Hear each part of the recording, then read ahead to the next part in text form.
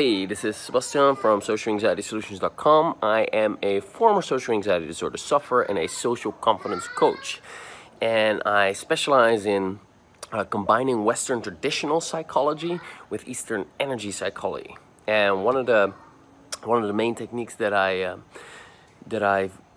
talk about a lot and that I've used to overcome my own social anxiety and have helped hundreds of clients to do the same is EFT, which kind of falls under the umbrella of energy psychology. It's a spoke in the umbrella, and it's a tapping technique. It looks really weird because you're tapping on your face and body, but what it does is it releases excess negative emotions. Studies have shown that the stimulation of these acupressure points, which it's kind of like a psychological version of acupuncture, instead you don't use needles, you tap on these acupressure points, sends a little signal to the brain called the amygdala, which regulates your hormones and your emotions.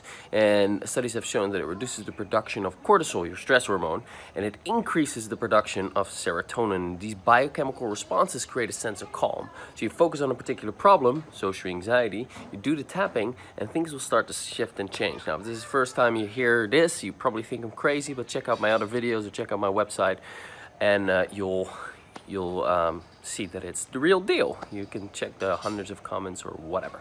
All right, so in this video, I want to give you a really quick tip.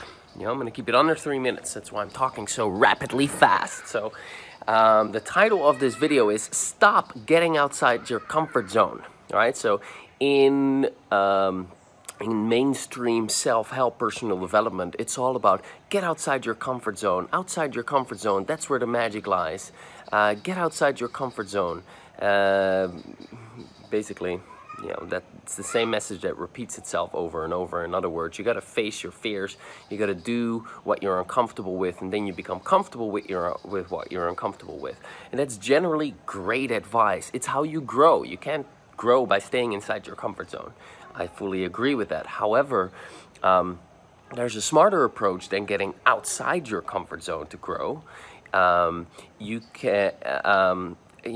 a smarter approach than just forcing yourself to go outside your comfort zone and then trying to survive. And especially when it comes to social anxiety, because if you force yourself outside your comfort zone and you don't do it in an intelligent way, then, and you've probably experienced this, then you might just find that it's very awkward and you don't get much out of it other than the temporary confidence boost that will leave you soon after you've forced yourself to be outside your comfort zone. So what you can do instead is you can look at, well, why is it that this is so far outside my comfort zone? If damn, I'm gonna go over 3 minutes, 4 minutes. If, for example, starting a new hobby is so far outside your comfort zone and it really scares the shit out of you, then there's a reason for that, and you can ask yourself, why is this so scary to me? What's so dangerous about this? What is so risky for me about, doing this thing? And you might come up with, well, I might look foolish, I'm gonna make mistakes, people will make fun of me, whatever, and then you look at, well, say that it is, I'm afraid I'm gonna look silly, or I'm afraid I'm gonna look awkward. Well, then you can look at, all right, why is this a bigger deal for me than for other people? And then you can go back and you likely find that you've had experiences in the past where you looked uncomfortable, where you were awkward, where you were made fun of.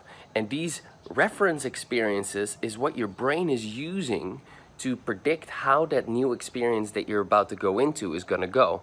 And what you can do with this silly little tapping tool is you can go back to these reference experiences and neutralize the negative emotions there and change the learning that you got from that reference experience.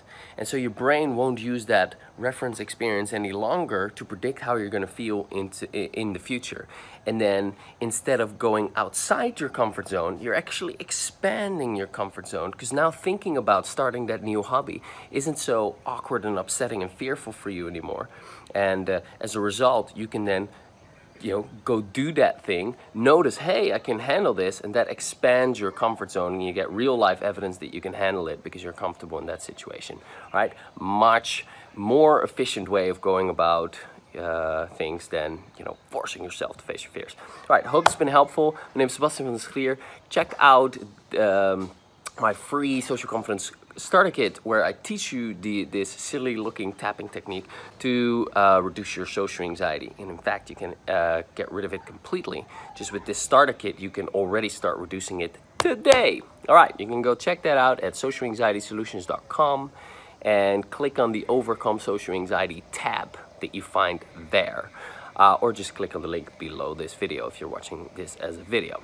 All right, thanks. That's it for now, and I'll talk to you soon. Subscribe. I'll release a video like this every Thursday. Bye for now.